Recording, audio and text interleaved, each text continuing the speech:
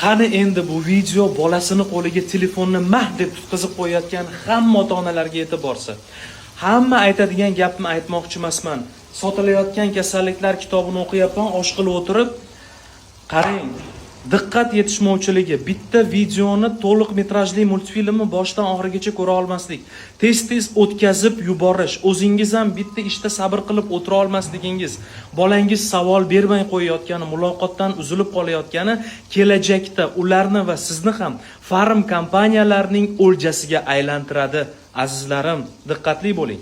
Amerika Qo'shma Shtatlarida 1996-yilda diqqat yetishmovchiligini davolaymiz bolalarda deb dori ishlab chiqaradigan farm kompaniya yillik daromadini $10 million deb ko'rsatdi.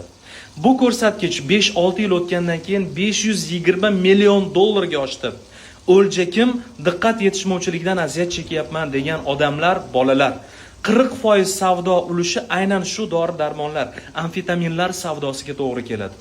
Bugun bolangiz bilan muloqotni uzib qo'yib, tinch o'tirsa bo'ldi deb telefon bersangiz, u bolangiz 1 minutlik videolarni ham arang ko'rsa, siz ham bu videoni o'tkazib o'rgis kelib turgan bo'lsa, demak kelajakda sizga katta ehtimolda diqqat yetishmovchiligidan aziyat chekyapsiz degan gap aytiladi va dori-darmon ichib yashashga majbur bo'lasiz.